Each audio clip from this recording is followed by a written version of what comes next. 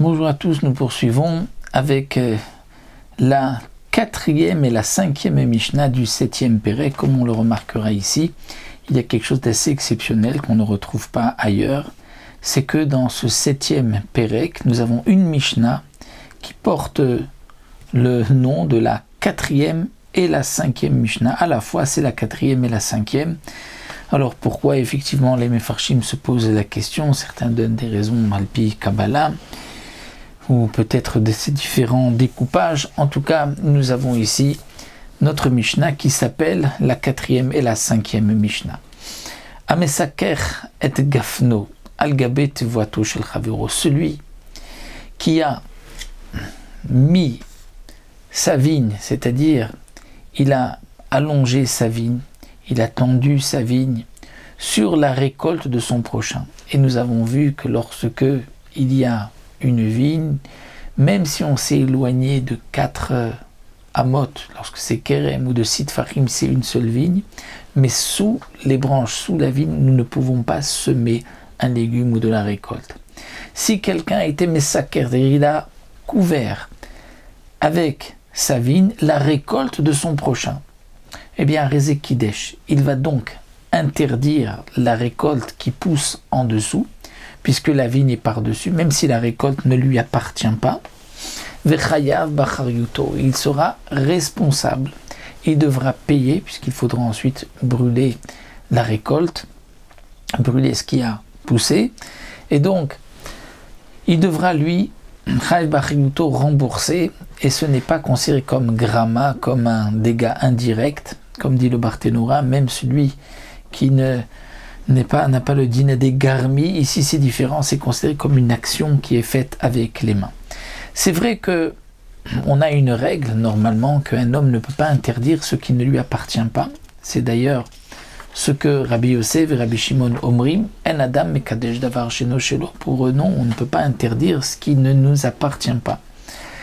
Ce n'est pas comme les autres interdictions de la Torah. Si quelqu'un, explique le Barthénora, met de la graisse ou du sang dans une marmite, bien sûr qu'il va interdire la marmite. Ou si quelqu'un fait cuire de la viande dans le lait de son prochain, bien sûr qu'il va interdire le lait de son ami. Mais ici, pour les kilaïm, c'est différent, d'après ces deux chachamim pour Rabbi Yosef et Rabbi Shimon. Pourquoi? Parce que dans les kilaïm, c'est marqué lotizra karmecha kilaïm, c'est-à-dire tu ne pourras pas semer ta vigne, karmecha, la tienne. Et de là on apprend, et pas la vigne d'un autre. Donc pour Rabbi Yosef et Rabbi Shimon, on ne pourra pas interdire ce qui ne nous appartient pas. Les chachamim ne sont pas d'accord. Tanakama pense que non, lotizra karmecha, c'est pas seulement ta vigne, ton kerem, mais même un autre, puisque c'est marqué kilaïm. Et kilaïm, ça veut dire dans tous les cas. Mais c'est vrai qu'il y a une règle que normalement on ne peut pas interdire ce qui ne nous appartient pas.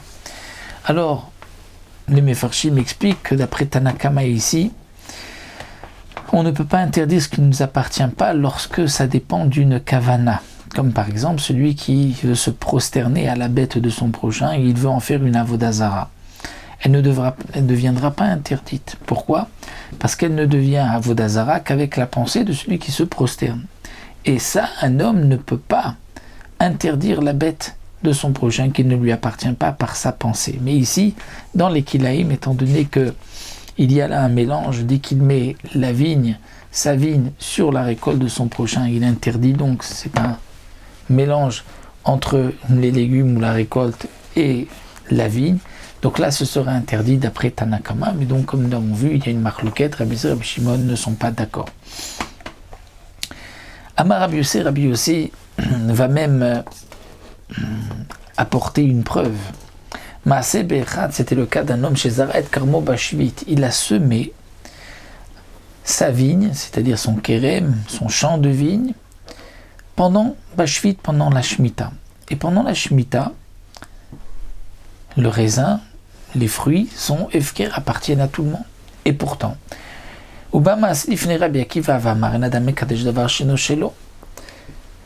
lorsqu'on est venu rapporter à Rabbi Akiva, est-ce que, puisqu'il a planté, il a semé de la récolte à côté du kérem, est-ce que le raisin est interdit? Il a dit non. Parce qu'un homme ne peut pas interdire ce qui ne lui appartient pas. Et comme pendant la Shemitah, ça ne lui appartient pas, donc les vignes ne vont pas être interdites. Donc de là, en déduit Rabbi Yossé, nous voyons bien qu'un homme ne peut pas interdire ce qui ne lui appartient pas, de la même manière que pendant la Shemitah, les fruits ne lui appartiennent pas. Mais comme nous l'avons vu, les Chachamim ne sont pas d'accord avec donc cette explication, et la halakha est comme les Chachamim.